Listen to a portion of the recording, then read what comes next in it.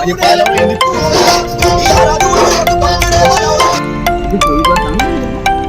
आता हनुमान ब्लॉक बनत आहे ना रे, तर चांगलं अजून बनव. आता हनुमान ब्लॉक बनत आहे ना रे.